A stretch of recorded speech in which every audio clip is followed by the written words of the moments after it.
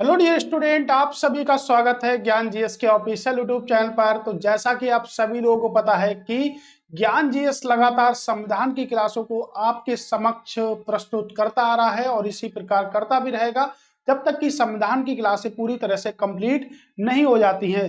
तो आज का टॉपिक हमारा क्या रहने वाला है, देखिएगा। सरकार का सिस्टम हम पढ़ रहे हैं, यानी कि जो भी सिस्टम ऑफ गवर्नमेंट है उसकी चर्चा हम कर रहे हैं। तो आज का टॉपिक है हमारा सरकार की प्रणाली के अंतर्गत। देखिएगा, हम संसदीय व्यवस्था को भी कंप्लीट कर चुके हैं और बहुत अच्छे से हमने कंप्लीट किया है संसदीय व्यवस्था को। कितना एमसीक्यू फॉर्मेट का प्रश्न बना है वो भी हमने देखा है। जो आपका फेडरल सिस्टम है यानी कि संघीय व्यवस्था है, जो हमने कनाडा से ग्रहण की थी, और आपकी संसदीय व्यवस्था जो हमने ग्रहण की थी भारतीय संविधान में, ब्रिटेन के संविधान से ग्रहण की थी, उसको भी हम आपके समक्ष प्रस्तुत कर चुके हैं। उसके बाद हमने इसके एक साथ में, देखिएगा, एक साथ में हमने एक क्लास देखी थी। उसके बाद में हमने संघीय व्यवस्था को देखा था। उसके बाद में हमने आपातकालीन संबंधों को देखा था कि भारतीय संविधान में कितने आपातकालीन संबंध, यानी कि इन 3 पॉइंटों को हमने पढ़ चुका था। पहले क्लास में हमने पढ़ा था इन 3 पॉइंटों को, ठीक है। जिसमें आपातकालीन जो प्रावधान है वो कहां से लिए हमने, वो हमने जर्मनी के संविधान से ग्रहण किए हैं आपातकालीन प्रावधान। तो आज की क्लास में हमारा क्या था, हमारे आज की क्लास में अंतर्राज्यीय संबंध है।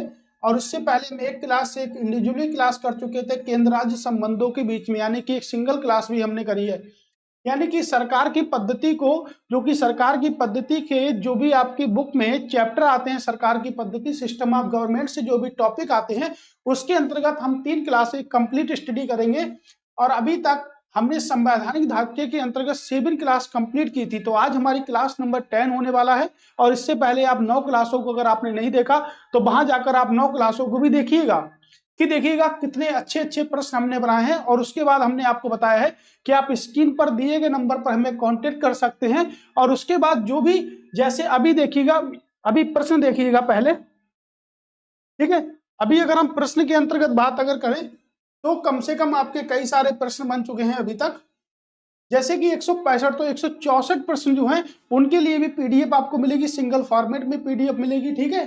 तो 165 यानी कि संविधान पूरा कंप्लीट हो जाएगा। उसके बाद भी आपको एक अच्छी सी पीडीएफ आपके नंबर पर सेंड कर दी जाएगी, जिससे आपके रिवीजन में बहुत इंपॉर्टेंट साबित होगा। अगर आपको किसी भी क्वेश्चन में कंफ्यूजन हो रहा है, किसी भी क्वेश्चन में प्रॉब्लम हो रही है, तो आप यहाँ से उसको पढ़ सकते हैं, इन वीडियो से आप उसको पढ़ सकते हैं, ठीक है। और उसके लिए भी और भी आपके लिए बहुत ही सुविधाजनक नोट्स बनाए गए हैं, जो कि आपके लिए वेरी वेरी मोस्ट इंपॉर्टेंट है।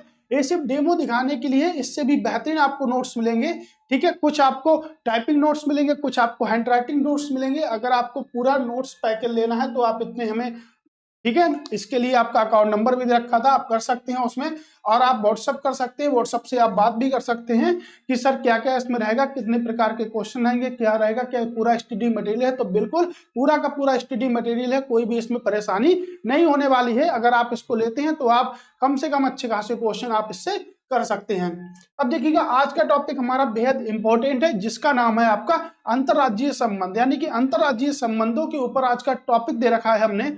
और अंतर्राज्यीय संबंध जो होते हैं वो कितने प्रकार के आपके होते हैं। तो पहला प्रश्न तो हमारे पेपर में यही बन सकता है कि जैसे अंतर्राज्यीय संबंध जो होते हैं वो किसके अंतर्गत आते हैं, सरकार के अंतर्गत आते हैं, केंद्र सरकार इसके लिए रिस्पॉन्सिबल होती है, यानी कि संसद इसके लिए रिस्पॉन्सिबल होती है, राष्ट्रपति से इसका कोई भी मतलब नहीं होता है।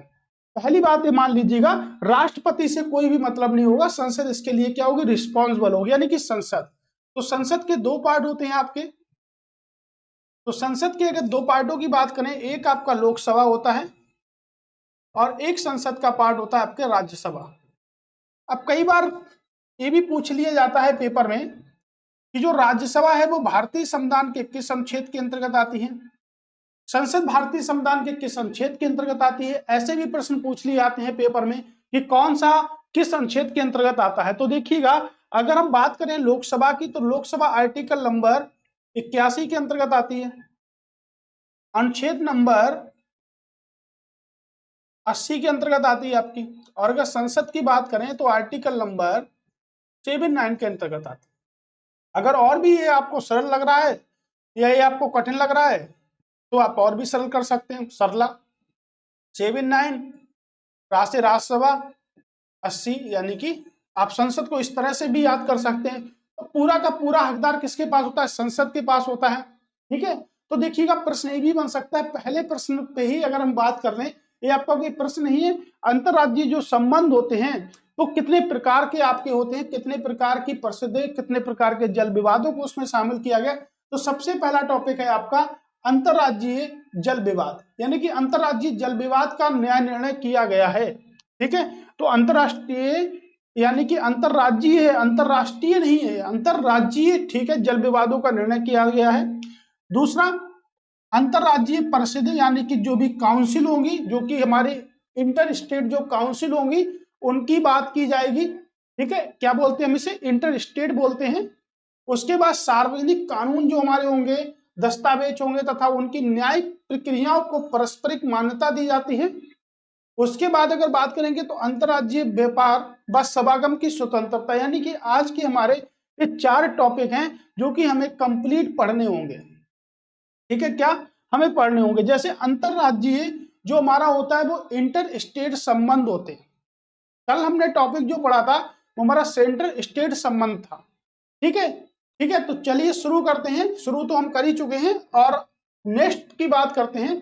तो पहला आपका जल विवादों से संबंधित की बात करेंगे, लेकिन जल विवादों से संबंधित टॉपिक है पहला आपका यहाँ पर। इसी वीडियो में हम चारों टॉपिक को कंप्लीट करेंगे, इसी क्लास में हम चारों टॉपिक को कंप्लीट करेंगे। ठीक है, तो प्रश्न आपके सबसे ज्यादा प्रश्न जो पूछा जाता है पेपर में वो ये पूछा जाता है कि कौन सा जल विवाद किन किन राज्यों के मध्य में है। यानी कि नाम दे दिया कि मान लीजिए कृष्णा जल विवाद जो है वो न्यायाधिकरण कब हुआ था, 1969 में हुआ था। कल मैंने आपको पढ़ाया था कि केंद्र राज्य समिति के अंतर्गत, यानी केंद्र राज्य संबंधों के अंतर्गत अगर कोई समिति बनी थी तो कौन सी समिति बनी थी 1969 में। तो 1969 में तमिलनाडु सरकार ने एक राज्य मन्नार समिति की स्थापना की थी। तमिलनाडु सरकार ने एक राज्य मन्नार समिति की स्थापना की थी, जिसकी स्थापना 1969 में 1969 में हुई, लेकिन उसने अपनी रिपोर्ट 1971 में प्रस्तुत की थी। कब प्रस्तुत की थी, 1971 में उसने अपनी रिपोर्ट प्रस्तुत की थी। राइट, तो इतनी सी बात हमने पहले करी। जैसे उसने कई सारी बातें भी करी थी, जैसे अखिल भारतीय सेवा, जैसे IAS, IPS, IFS को समाप्त कर दिया जाए। दूसरा पॉइंट उसमें क्या था कि जो भी अनुच्छेद नंबर 356, 352 और 365 को पूरी तरह से समाप्त कर दिया जाए। ये सब बातें उसमें, मुख्य बातें उसमें की गई थी। तो इसके लिए भी आप देखिएगा केंद्र राज्य संबंधों से संबंधित कई सारे प्रश्न आपके पेपर में पूछे जाते हैं। ठीक है, तो चलिए अब जैसे कृष्णा नदी की अगर हम बात करें तो कृष्णा नदी का जल विवाद जो है वो 1969 में न्यायाधिकरण के अंतर्गत रखा गया था और इसको कर दिया गया कितने कितने राज्यों में है। जैसे महाराष्ट्र हो गया, आपके कर्नाटक हो गया, आंध्र प्रदेश हो गया और तेलंगाना हो गया। अब देखिएगा पहले आंध्र प्रदेश था, 2 जून 2014 से क्या बन गया, तेलंगाना बन गया। तेलंगाना में भी इसका पार्ट क्या चला गया, अब तेलंगाना पार्ट चला गया। तो आपके देखिएगा कृष्णा जो जल विवाद का क्षेत्र है उसमें आपके 4 राज्य आते हैं, महाराष्ट्र, कर्नाटक, आंध्र प्रदेश और तेलंगाना, 4 राज्य उसमें आते हैं। तो प्रश्न ये भी पूछ सकता है कि भाई कितने स्टेट आते हैं, तो 4 स्टेट आपके आते हैं। अभी तक कितने स्टेट थे, 2 जून 2014 से पहले इसमें मात्र 3 स्टेट थे। कृष्णा नदी की अगर बात करेंगे तो कृष्णा नदी का उद्गम जो होता है, जो उद्गम जो होगा कृष्णा नदी का कहां से होगा, महाबालेश्वर की पहाड़ियों से। तो महाबालेश्वर की पहाड़ियों से क्या होता है, उद्गम होता है। अब प्रायद्वीपीय भारत की दूसरी सबसे लंबी नदी है, प्रायद्वीपीय भारत की दूसरी सबसे लंबी नदी,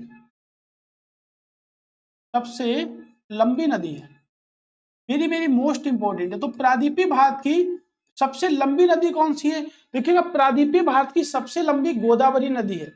अब फिर से सुनिएगा, प्रायद्वीपीय भारत की सबसे लंबी गोदावरी नदी है। प्रायद्वीपीय भारत की दूसरी सबसे लंबी नदी आपके कृष्णा नदी है। गोदावरी नदी की जो लंबाई है 1465 किलोमीटर है और आपके कृष्णा नदी की लंबाई जो है वो आपके 1400 किलोमीटर है। ठीक है, तो देखिएगा अब फिर से चलते हैं, फिर से शुरू से चलते हैं। शुरू से क्या चलते हैं कि भारत की सबसे लंबी नदी आपकी कौन सी है, गंगा नदी है। भारत की सबसे लंबी नदी गंगा नदी है। भारत की दूसरी सबसे लंबी नदी गोदावरी नदी है। भारत की तीसरी सबसे लंबी नदी कृष्णा नदी है, लेकिन प्रायद्वीपीय नदी सबसे बड़ी गोदावरी है, दूसरी क्या है आपके, ठीक है, कृष्णा नदी है। और यहीं पर अगर हम बात करें कि भारत की दूसरी सबसे लंबी नदी क्या है ओवरऑल, तो हम कह सकते हैं गोदावरी नदी है आपकी, जिसकी लंबाई 1465 किलोमीटर।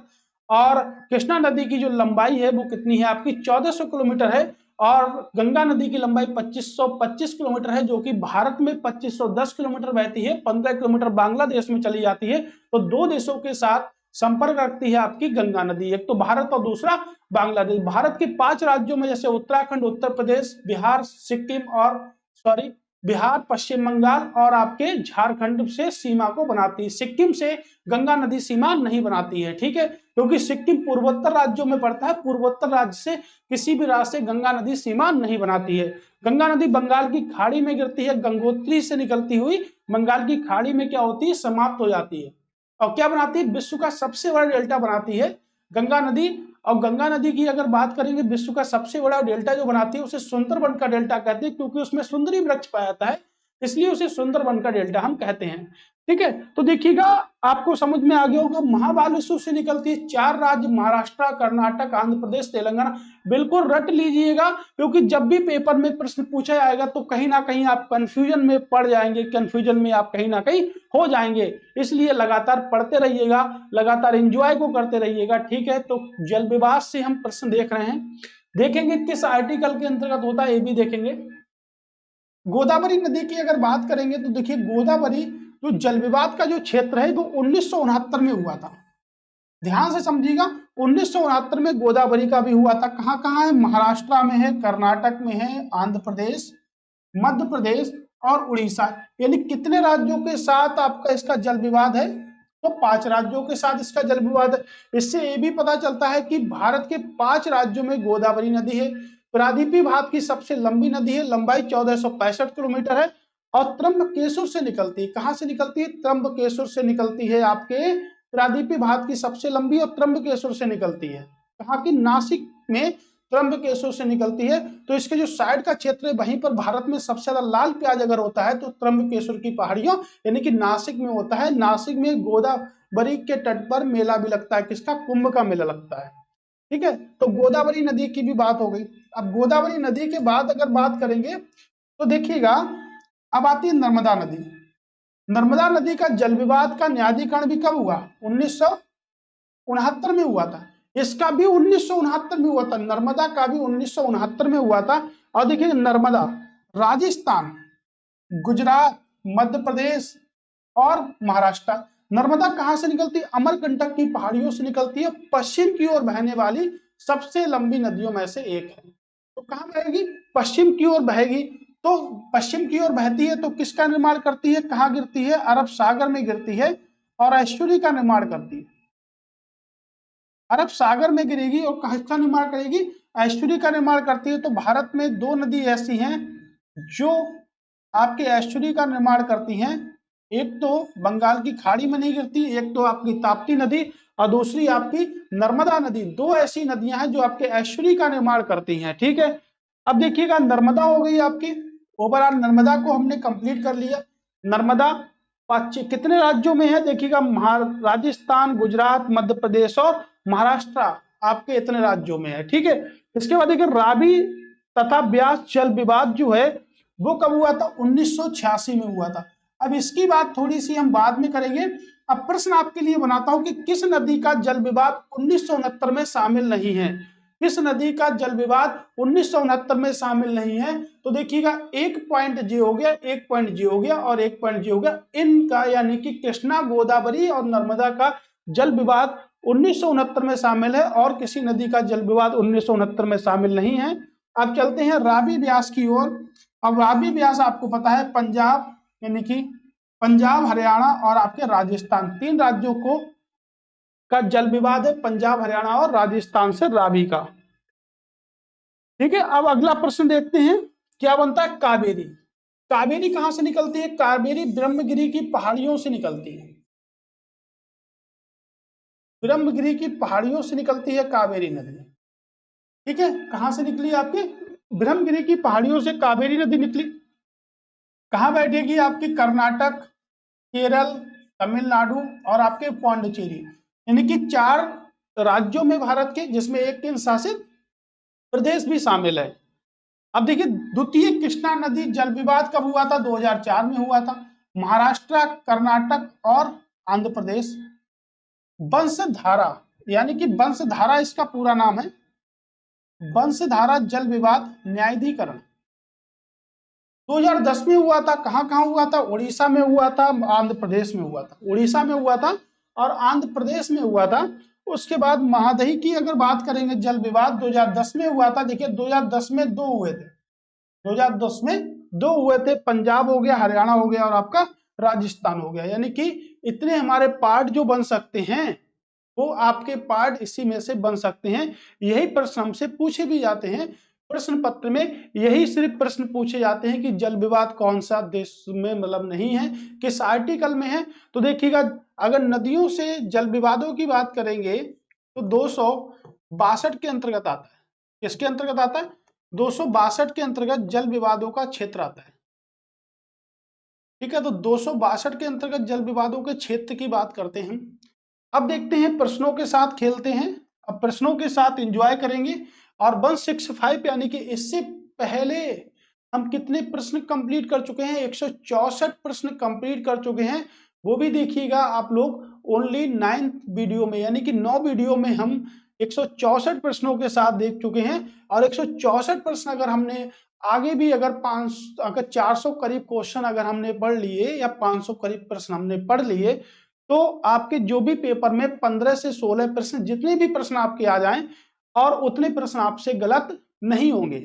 ठीक है, गलत वो प्रश्न आपसे नहीं होंगे। उत्तर प्रदेश जीके को भी हमने कंप्लीट पढ़ लिया है। तो देखिएगा आपकी तैयारी कैसे हो रही है, यानी कि 20 से 22 प्रश्न आपके उत्तर प्रदेश जीके के, और अभी आपके कम से कम 15 से 16 प्रश्न आपके इसके, यानी कि 36 प्रश्न। फिर हमने जियोग्राफी भी पढ़ लिया, कम से कम 22 प्रश्न आपके जियोग्राफी से। ठीक है, आप प्रश्न कर सकते हो 36 + 22, ठीक है, 8 हो गया। और अगर बात करेंगे तो 58 प्रश्न, यानी कि 58 प्रश्नों के साथ हम खेल चुके हैं। बाकी हम 30 से 32 प्रश्नों के साथ तो ओपन कर ही रहे हैं करंट अफेयर्स को। तो आप इसमें 60 है अप्रॉक्स मान लीजिएगा, 30 नंबर है मान लीजिएगा, 90 नंबर की तैयारी को हम कंप्लीट बाकायदा पढ़ चुके हैं। अभी तक 90 नंबर की तैयारी को हम कंप्लीटली पढ़ चुके हैं। तो कृपया करके आप चैनल की सभी वीडियो देखिएगा, एक ही प्लेलिस्ट में सभी की सभी क्लासें पड़ी हुई हैं। ओवरऑल जितनी भी क्लासें हैं सब एक ही पीडीएफ, यानी कि एक ही प्लेलिस्ट में मिलेंगी आपको। ठीक है, पीडीएफ आपको रिटन में चाहिए तो आप कमेंट्स बॉक्स के नीचे जाइएगा, नई वीडियो में आपको कमेंट्स के नीचे मिल जाएंगी, पुरानी वीडियो में हो सकता ना मिले, तो आप बताइएगा, आपको पीडीएफ उसकी मिल जाएगी।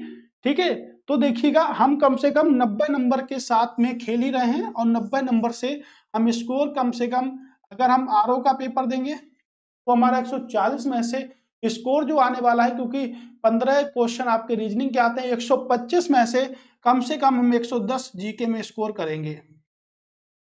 ठीक है, क्योंकि 15 प्रश्न क्या है, रीजनिंग के प्रश्न हैं, और यहाँ पर आप रीजनिंग कर ही दोगे तो 110 प्रश्न करेंगे। अगर भाई यूपीपीसीएस का देते हो तो 150 प्रश्न में से 150 प्रश्न जो होंगे वो किसके होंगे? आपके जीके के होंगे। यानी कि 150 में से 150 प्रश्न आपके किसके होंगे? जीके के होंगे। और कितना टारगेट सेट करेंगे? कम से कम 110 प्लस क्वेश्चनों का टारगेट यहाँ से सेट करेंगे। बल्कि अगर हम लगातार तैयारी बेस्ट अगर करते हैं, इसी तरह से अगर इसी तरह से क्लासें पढ़ते हैं, तो उम्मीद रखिएगा कि देखिएगा वनडे एग्जाम में क्या होता, वनडे एग्जाम में होता है आपके क्वेश्चन कितने हमको याद हैं, यानी कम से कम हर क्लास से कम 2-2 हजार प्रश्न याद कीजिए। मतलब हर टॉपिक से या हर सब्जेक्ट से कम 2-2 हजार प्रश्न, 2000 प्लस प्रश्न याद कीजिएगा हर सब्जेक्ट से। जैसे साइंस हो गया, और हाँ आपको मैंने साइंस भी पढ़ा दिया है, ऐसा नहीं है कि भाई साइंस नहीं पढ़ाया है, साइंस भी मैंने आपको कंप्लीट पढ़ा है। 15 क्लासें हैं साइंस की। अगर वो 15 क्लासें आप देखते हो तो आपके लिए एक गोल्डन अपॉर्चुनिटी मिलेगी, और आपका सिलेक्शन, आपका पेपर निकल के रहेगा। प्री एग्जाम को हम जस्ट ए सेकेंड सिर्फ ज्ञान जीएस के द्वारा ही सॉल्व कर सकते हैं। ठीक है, तो आपकी 15 वीडियो, फिर आपके टोटल आपकी उत्तर प्रदेश जीके भी वहां पर कंप्लीट है, और साइंस भी कंप्लीट है आपके लिए। संविधान आपके लिए क्लासें चली रही हैं, पेपर से पहले पहले सभी क्लासों को कंप्लीट करा देंगे। हिस्ट्री के लिए 1 तारीख से हम लूसेंट की बुक को आपके समक्ष प्रस्तुत करेंगे। 1 जनवरी को पहली वीडियो लूसेंट की आपको शाम के 7 बजे मिलेगी, और यहाँ से हमारी क्लास ए वाली 4 बजे होती है, वो वाली क्लास 7 बजे रहेगी, और वहां से हम हिस्ट्री को भी रखेंगे। तो समझिएगा कि पेपर तो बिल्कुल आपकी झोली में पड़ गया है और आपकी प्री एग्जाम की तैयारी अच्छी तरह से हो चुकी है दोस्तों, ठीक है, समझिएगा। ओके, तो प्री एग्जाम की तैयारी अच्छी तरह से हो सकती है। 1 जनवरी जो आने वाली है, आपको क्या करोगे 1 जनवरी पे भाई? 1 जनवरी पे करोगे क्या आप लोग, है ना, बाबू सोना से प्यार करोगे, ठीक है। बहुत सारे लोग है ना, भारतवर्ष में बहुत सारे लोग मंदिर जाते हैं। अगर उनसे एक प्रश्न पूछा जाए कि भाई मंदिर तुम क्यों जाते हो, तो मंदिर में भगवान मिलते हैं। तो प्रश्न अगर पूछ लिया जाए कि भगवान कौन है, भगवान आखिर है कौन, भगवान कैसे भक्तजनों को सुखी रखते हैं, कैसे भक्तजनों को दुखी रखते हैं, या भगवान सुखी रखते हैं दुखी, तो आखिर भगवान है कौन? भगवान से पहले भी तो हमारे जीवन में कुछ ना कुछ है। तो पहले क्या है हमारे जीवन में? पहले हमारे माता पिता। कैसे हैं माता पिता? तो देखिएगा माता पिता हमारे जीवन में कैसे हैं पहले।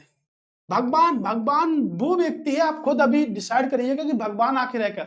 अभी 31 दिसंबर 2023 आने वाली है, कल परसों आपके 31 दिसंबर 2023 है, आज 29 तारीख होगी, कल 30 होगी, परसों 31 होगी, और 1 जनवरी को आपके आने वाले। तो भगवान क्या देखिएगा, भगवान, भगवान आखिर होते क्या, इसको आप डिसाइड कीजिए। 2 व्यक्ति इस भारतवर्ष में थे, एक थे गणेश जी और एक थे कार्तिकेय।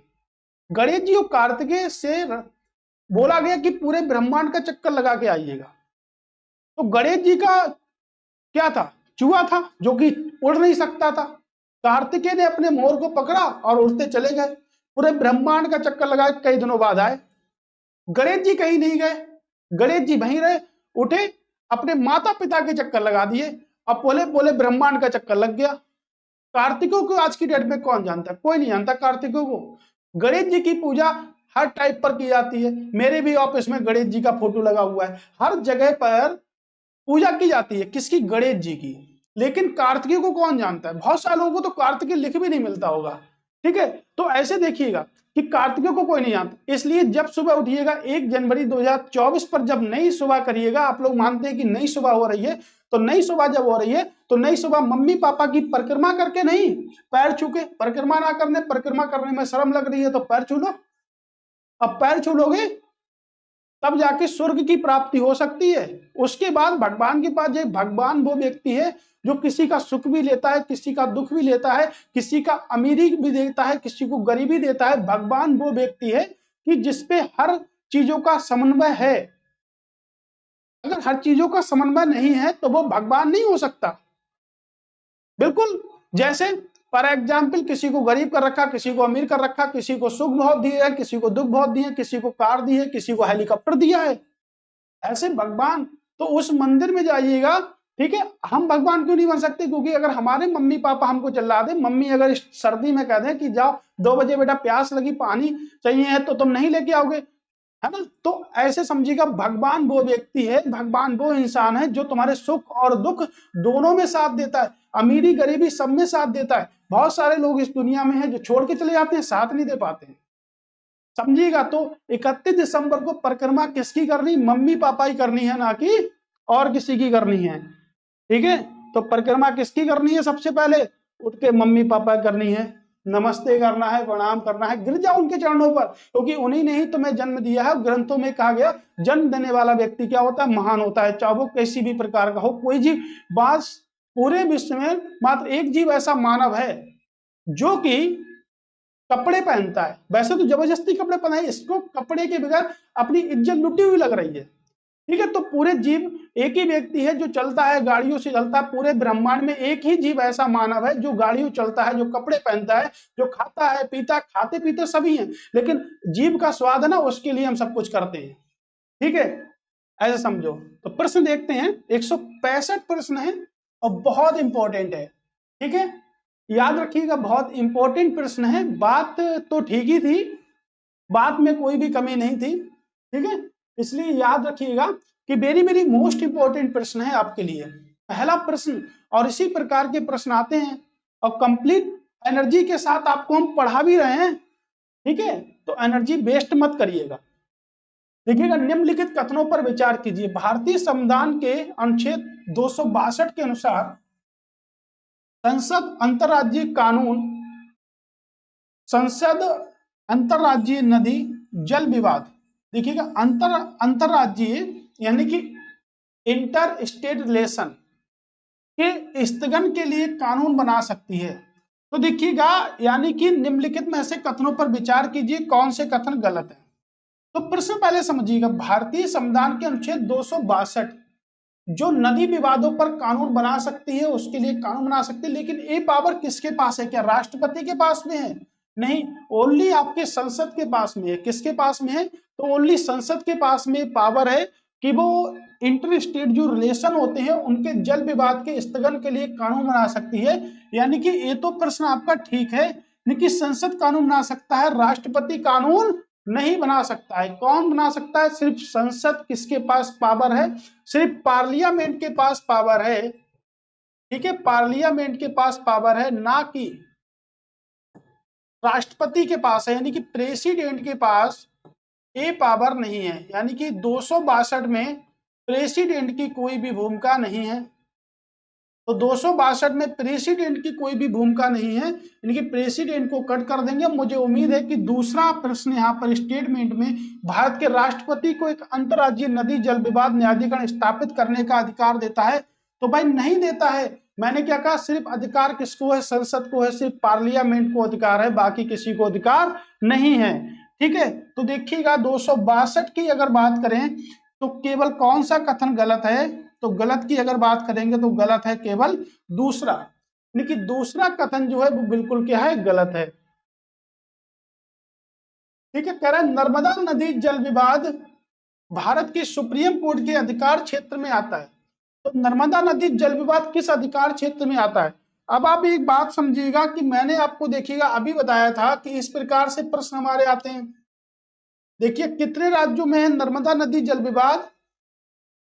ठीक है, आपके नर्मदा नदी जल विवाद को देखिएगा, राजस्थान, गुजरात, मध्य प्रदेश और महाराष्ट्र, यानी कि राजस्थान, गुजरात, मध्य प्रदेश और महाराष्ट्र। अब इसमें लेकिन प्रश्न ये पूछ लिया गया कि किस अधिकार क्षेत्र में आता है। तो देखिएगा सुप्रीम कोर्ट के अधिकार क्षेत्र आता है, जो किसमें? मूल अधिकार में। तो जितने भी जल विवाद आपके होंगे वो सब किस अधिकार क्षेत्र में आते हैं? ठीक है, आपके मूल अधिकार क्षेत्र में आते हैं। सुप्रीम कोर्ट में स्पष्ट करेंगे। ठीक है, किन किन राज्यों के साथ संबंध है इसका? राजस्थान के साथ संबंध है, मध्य प्रदेश के साथ संबंध है, महाराष्ट्र के साथ संबंध है और आपके गुजरात के साथ संबंध है। पश्चिम की ओर बहने वाली सबसे लंबी नदी है। पश्चिम की ओर बहने वाली सबसे लंबी नदी कौन सी है? नर्मदा नदी है, जो कि बंगाल की खाड़ी में गिरती है। कहाँ गिरती है? गलत बोले हम, बंगाल की खाड़ी में नहीं गिरती। कहाँ गिरती है? अरब सागर में गिरती है। अभी तो बता ही थे आप लोगों को, भूल गए इतनी जल्दी। अरब सागर में गिरती है और ऐश्वर्य का निर्माण करती है। तो दो भारत की दो नदियां ऐसी हैं जो कि ऐश्वर्य का निर्माण करती हैं, नर्मदा और ताप्ती। यही नदियां हैं बंगाल की खाड़ी में नहीं गिरती। और पश्चिम की ओर बहने वाली सबसे लंबी नदी है, पश्चिम की ओर बहने वाली सबसे लंबी नदी है, सबसे लंबी नदी। ठीक है, सब नदियां स्पष्ट हमने यहीं पर कर दी। सबसे लंबी नदी, तो पश्चिम की ओर बहने वाली सबसे लंबी नदी है आपकी। ठीक है, याद रखिएगा इस बात को बिल्कुल। जल विवाद क्षेत्र जो है वो 4 राज्यों के अंतर्गत आता है और मूल क्षेत्र के अंतर्गत आता है। किसी भी नदी का मूल क्षेत्र, नर्मदा का नहीं, किसी भी नदी का मूल क्षेत्र हो किसके अंतर्गत आता है?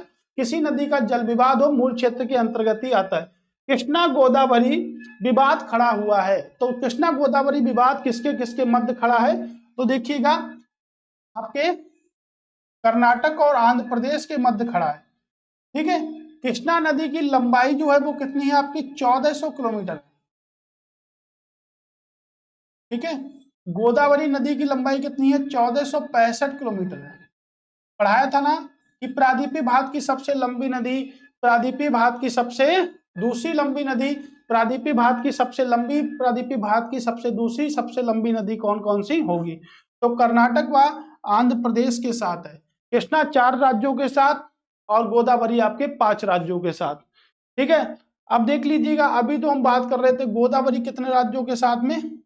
अंतरराज्यीय जल विवाद है, सम्मिलित राज्यों की संख्या है, कौन कौन से हैं? तो देखिए गोदावरी तो अभी हमने पढ़ा, कितने राज्यों के साथ में? 5 राज्यों के साथ में, यानी कि अभी तो हमने आपको बताया था 5 राज्यों के साथ में। तो दूसरे का दूसरा, अब दूसरे का दूसरा अगर है तो ये वाला तो ऑप्शन कट जाएगा। नर्मदा अभी हमने पढ़ा, नर्मदा 4 में है, तो नर्मदा 4 में है। अभी कंप्लीट पढ़ा हमने, नर्मदा कितने में है? 4 में है।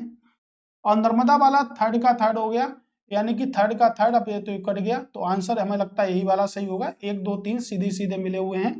महानदी 2 राज्यों में है, ये भी ठीक है। और महादायी नदी आपके 3 राज्यों में है, ये भी आपकी ठीक है। ठीक है, राज्य आपको मैंने पहले ही बता दिए थे, तो यहाँ पर डिस्कस नहीं करेंगे इस चीज को। ठीक है, राज्य आप पहले से नोट करिएगा। और ये आपके ठीक है, यानी कि ऑप्शन आपका ए। अगर आपको एक ही पता होता गोदावरी जल विवाद, तब भी आपका प्रश्न नंबर 3 कट जाता। उसके बाद अगर आपके नर्मदा पता होता 4 कट जाता। इनको अगर नहीं पता फिर भी क्वेश्चन हमारा ठीक हो चुका था 2 ही प्रश्न निकालने से। तो ऐसे प्रश्न आपके पेपर में यूपीपीसीएस के आरओ और यूपीपीसीएस के एग्जाम में ऐसे प्रश्न आपके पूछे जाते हैं। ठीक है, तो ऐसे प्रश्नों को इग्नोर नहीं करना है आप लोगों को। और बेहद इंपॉर्टेंट तारीखें इसमें होती हैं, इंपॉर्टेंट कब्जा होता है एक प्रकार का, कि ये प्रश्न आपके पेपर में जरूर ही पूछे जाएंगे। ठीक है, कावेरी जल विवाद निम्नलिखित में से कौन से 2 राज्य शामिल हैं? कावेरी कहां से निकलती है? तो ब्रह्मगिरी की पहाड़ियों से निकलती है। कावेरी नदी ब्रह्मगिरी की पहाड़ियों से निकलती है। कहां पर? कर्नाटक में। तो ब्रह्मगिरी की पहाड़ियों से कावेरी निकलती है कर्नाटक। ठीक है, अब कावेरी की लंबाई है आपके 760 किलोमीटर। और कावेरी को बोलते हैं दक्षिण की गंगा। और दक्षिण गंगा किसे बोलते हैं? गोदावरी को। तो दक्षिण की गंगा बोलते हैं कावेरी नदी को। यानी प्रादीपी भारत की तीसरी सबसे लंबी नदी या दक्षिण भारत की तीसरी सबसे लंबी नदी कौन सी होगी? आपकी कावेरी, जिसकी लंबाई देखिएगा। ठीक है, अब अगर बात करें कि कावेरी नदी जल विवाद जो है वो किन किन राज्यों के मध्य है, तो कर्नाटक बाद तमिलनाडु के मध्य होगा। देखिएगा, केरल से किसी नदी का संबंध नहीं है। केरल में नदी जो है उसे हम कहते हैं पेरियार नदी। ठीक है, केरल में पेरियार नदी है। वेमनाथ झील है, अष्टमुडी भी झील है केरल में। ठीक है, ये सब क्या है? झीलें हैं आपके। पेरियार आपके क्या है? नदी है। याद रखिएगा इन चीजों को, ये मोस्ट इंपोर्टेंट है और ये आपके पेपर में सबसे ज्यादा पूछी जाती हैं। ठीक है, तो अगला प्रश्न है, अब देखिएगा राज्य परिषद से प्रश्न वही आते हैं कि किस आपके अंतरराज्यीय इंटर स्टेट रिलेशनशिप से नदी विवादों से संबंधित अगर प्रश्न आता है तो ये पॉइंट सिर्फ 2 याद करिएगा। एक तो अनुच्छेद 262 और किन किन नदियों के बीच कौन सा जल विवाद है। ठीक है, ये प्रश्न। अब देखिए, अंतरराज्यीय क्षेत्रीय परिषद का गठन किया गया।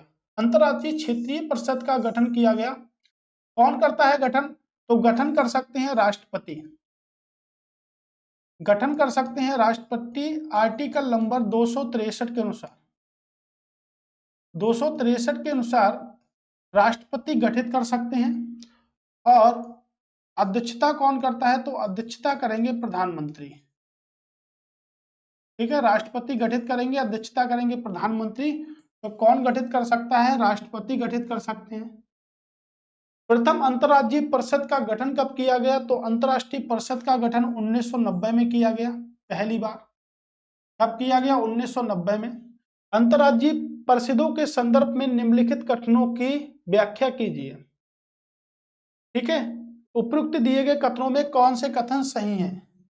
तो सही कथन आपको बताना है कि निम्नलिखित में से कौन कौन से कथन सही हैं। अनुच्छेद 263 राज्य और केंद्र के बीच, राज्यों के बीच समन्वय को प्रभावित करने के लिए अंतर राज्य परिषद की स्थापना पर विचार करता है। बिल्कुल करेगा, 263 अभी मैंने आपको बताया। अंतरराज्यीय परिषद की निर्णय प्रकृति में बाध्यकारी है, बिल्कुल सिफारिश है, बाध्यकारी नहीं है, इच्छा है आपके, मानेगी नहीं। प्रधानमंत्री परिषद के अध्यक्ष के रूप में कार्य करता है, तो बिल्कुल कार्य करता है, प्रधानमंत्री परिषद के अध्यक्ष के रूप में कार्य करता है। यानी कि 1 और 3 सही है, तो 1 और 3 वाला ऑप्शन क्या है? सही है। ठीक है, गठन कौन करेगा? गठन राष्ट्रपति करेगा। ठीक है, अंतरराज्य परिषद की स्थापना 1990 में किस आयोग की सिफारिश पर की गई? पुंछी आयोग, सरकारिया आयोग? बिल्कुल राजमन्नार के बारे में पढ़ चुके हैं, पुंछी के भी बारे में पढ़ चुके हैं। सहकारिता आयोग की स्थापना 1983 में हुई थी और इसने अपनी रिपोर्ट 1988 में सौंपी थी। मन्नार आयोग के बारे में शुरुआत में ही बात की थी, रिपोर्ट सौंपी थी 1971 में। ठीक है, राज मन्नार के बारे में हमने शुरुआत में ही बात की थी। ओके, नेक्स्ट क्वेश्चन, अंतर्राज्यीय परिषद का गठन भारतीय संविधान के प्रावधानों के तहत किया गया। इतनी देर से पढ़ रहे हैं, अगर जीएस के क्वेश्चन को करने में ज्यादा टाइम लग गया, वो भी सिंगल फॉर्मेट में। जो स्टेटमेंट क्वेश्चन होते हैं उसमें तो टाइम लग सकता है, लेकिन सिंगल फॉर्मेट के क्वेश्चनों में टाइम नहीं लग सकता। याद रखिएगा, अगर सिंगल फॉर्मेट के क्वेश्चनों में ज्यादा टाइम लग गया ना, तो फिर क्वेश्चन सॉल्व आप लोगों से होगा ही नहीं। ठीक है, संघ व राज्य, अगर अनुच्छेद नंबर 312 की बात करेंगे तो संघ व राज्य यानी कि संसद को शक्ति है कि संघ व राज्य के लिए एक से अधिक अखिल भारतीय सेवाओं का गठन किया जाए, 312। इसमें अगर बात करेंगे तो एज ए वित्त विधेयक आता है, सॉरी धन विधेयक आपके आता है। 110 आर्टिकल में क्या आता है, धन विधेयक आता है। ये आपके नियंत्रक व महालेखा परीक्षक से संबंधित है। एक एक आर्टिकल को भी स्पष्ट करेंगे जब आर्टिकल की बात चलेगी तब। ठीक है, भारतीय संविधान का देश में व्यापार और वाणिज्य की स्वतंत्रता प्रदान करता है। कौन सा भाग ऐसा है जो देश में व्यापार और वाणिज्य की स्वतंत्रता प्रदान करता है? देश में व्यापार करने की स्वतंत्रता हमने कहां से ली? ऑस्ट्रेलिया के संविधान से। ऑस्ट्रेलिया के संविधान से समवर्ती सूची को भी लिया गया। तो दो प्रमुख बातें, एक तो समवर्ती सूची और व्यापार व वाणिज्य की जो स्वतंत्रता है वो किस देश के संविधान से हमने ग्रहण करी, तो वो आपके ऑस्ट्रेलिया के संविधान से ग्रहण करी। समवर्ती सूची भी हमने ऑस्ट्रेलिया के संविधान से ही ली है, ऑस्ट्रेलिया के संविधान से ली है। भाग नंबर 13 में रखा गया है। भाग नंबर 13 में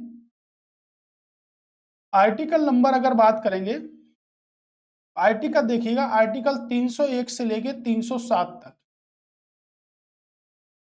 301 से लेके 307 तक रखा गया है। तो वाणिज्य यहाँ पर 13 लिख के आ गया है, लेकिन पेपर में आपके इस टाइप से आएगा। ठीक है, पेपर में ए ऑप्शन भी बन सकता है, जो नहीं कि 13 उसी प्रकार से आपसे बने। ठीक है, तो जरूरी नहीं यहाँ पर। नेक्स्ट आप देखिएगा, ऐसे प्रश्न करने में थोड़ा टाइम लग सकता है, लेकिन बलनाना प्रश्न करने में टाइम नहीं लगता है, और ऐसे प्रश्न करने में टाइम तो लगता ही है। 176 क्वेश्चन है। भारत के भीतर व्यापार यानी कि ट्रेड करिएगा, कॉमर्शियल करिएगा, संभोग की स्वतंत्रता के संबंध में कौन से कथन सही हैं? यानी कि भाई पूछ रहा है कि भाग नंबर 13 के कौन से कथन संबंधित हैं, 13 से कौन से कथन। 300A घोषणा करता है कि भारत के पूरे क्षेत्र में व्यापार स्वतंत्र तरीके से कर सकते हैं, यानी कि मुक्त होंगे व्यापार करने की घोषणा। तो ये भी देखिएगा कौन सा आर्टिकल आपको पूरे भारत में व्यापार करने की स्वतंत्रता प्रदान करता है। तो 301, संसद व्यापार वाणिज्य व राज्यों के बीच व सार्वजनिक हित में राज्य के भीतर संभोग की स्वतंत्रता पर प्रतिबंध लगा सकती है। बिल्कुल लगा सकती है, आर्टिकल नंबर 302 के तहत। आर्टिकल नंबर 302 के तहत इस प्रावधान के तहत स्वतंत्रता अंतर्राज्यीय संबंध व्यापार वाणिज्य संभोग तक सीमित ही नहीं है, बल्कि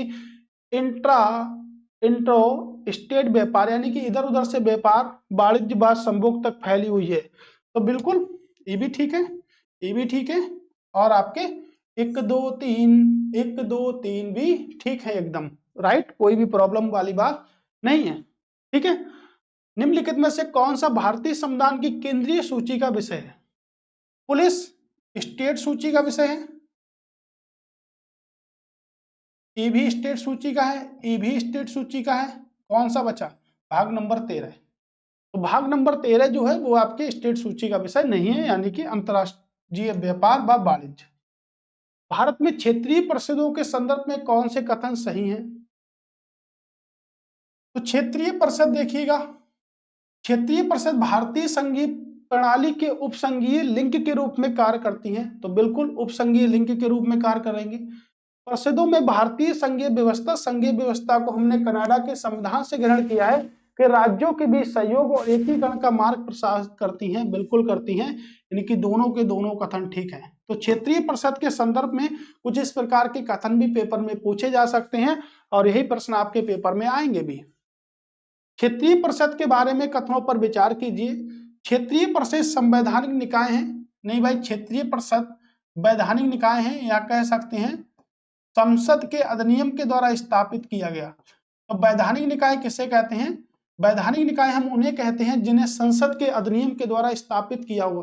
तो संसद के अधिनियम के द्वारा जिन संस्थानों, जिन निकायों को स्थापित किया जाता है वो वैधानिक निकाय होते हैं, ठीक है, जिनका उद्देश्य केवल राज्यों के बीच सहयोग को बढ़ावा देना है। तो राज्यों के बीच सहयोग को बढ़ावा देना तो है, लेकिन वैधानिक निकाय है, पहला गलत है। प्रधानमंत्री सभी क्षेत्रीय परिषदों का अध्यक्ष होता है? तो बिल्कुल होता है। परिषदों द्वारा निर्णय राज्य सरकार पर बाध्यकारी है। परिषदों की सिफारिशें सिर्फ चर्चात्मक और सिफारिश कर सकता है, लेकिन बाध्यकारी नहीं हो सकता। ये भी गलत हुआ। नीचे दिए गए कथनों में कौन से प्रश्न गलत हैं? तो 1 और 3, 1 और 3, 1 और 3 क्या है? गलत है। ठीक है, याद रखिएगा, बिल्कुल 100% वाले प्रश्न है। ऐसे प्रश्न पेपर में आएंगे आपके। निम्नलिखित में से किस निकाय संस्थानों का संविधान में उल्लेख नहीं है? ये प्रश्न गजब का है, यूपीएससी में पूछा गया प्रश्न है और प्रश्न इंपॉर्टेंट है। तो देखिएगा, भारतीय विकास परिषद स्थापना 6 अगस्त 1952 में हुई थी। क्या करता था? एनडीसी, नेशनल डेवलपमेंट काउंसिल, योजना आयोग को अंतिम मोहर लगाता था। योजना आयोग को क्या लगाता? अंतिम मोहर। योजना आयोग की स्थापना 1950 में हुई। अब योजना आयोग बंद कर दिया गया था। क्षेत्रीय परिषद तो अभी हमने पढ़े। तो देखिएगा, ना तो इसका संविधान में उल्लेख है, ना तो इसका संविधान में उल्लेख है, और ना तो इसका संविधान में उल्लेख है। तो क्षेत्रीय परिषद नहीं, यानी कि तीनों में से किसी का उल्लेख नहीं है। तो किसी का भी संविधान में उल्लेख नहीं है, याद रखिएगा इस बात को। प्रश्न गजब का था। भारत में क्षेत्रीय परिषद के अध्यक्ष कौन होते हैं? तो अभी तो पढ़ा हमने, कौन होते हैं? केंद्रीय गृह मंत्री होते हैं। क्षेत्रीय परिषद के जो अध्यक्ष होते हैं वो केंद्रीय गृह मंत्री होते हैं। अभी हमने एक पॉइंट यहां से पढ़ा था, क्या पढ़ा था? एक सेकेंड। जो क्षेत्रीय गृह परिषद के जो अध्यक्ष होते हैं उसमें क्या था? प्रधानमंत्री था क्या? ठीक है, अब देखिएगा, प्रधानमंत्री सभी क्षेत्रीय परिषदों के अध्यक्ष होते हैं, गृह मंत्री होता है। ठीक है, तो देखिएगा ए वाला है, ठीक है, ए वाला नहीं है, यानी कि ऑप्शन नंबर डी वाला सही होगा। ठीक है, ऑप्शन नंबर डी वाला सही होगा। ठीक है, उसमें थोड़ी सी मिस्टेक हो गई। क्षेत्रीय परिषदों को किसके द्वारा स्थापित किया गया है? सॉरी, क्षेत्रीय परिषद को किसके द्वारा स्थापित किया गया है? तो राज्य के पुनर्गठन अधिनियम के द्वारा स्थापित किया गया। 1956 के तहत स्थापित किया गया। 1956 के तहत स्थापित किया गया था। ठीक है, याद रखिएगा इस बात को, 1956 के तहत स्थापित किया गया था। ठीक है, आप नोट्स ले लीजिएगा। आपको नोट्स आपके पेपर के लिए कम समय में ज्यादा से ज्यादा क्लास आपको प्रोवाइड करा सकते हैं नोट्सों के लिए। ठीक है, तो क्लास भी आज की समाप्त हो चुकी है हमारी। अब यहीं तक क्लास थी और हमने इस क्लास को काफी अच्छे से आपके लिए बताया था। तो आपको कैसा लगा आप कमेंट्स बॉक्स में जरूर बताएं। दोस्तों, तब तक के लिए नमस्कार, टाटा, बाय बाय, जय हिंद।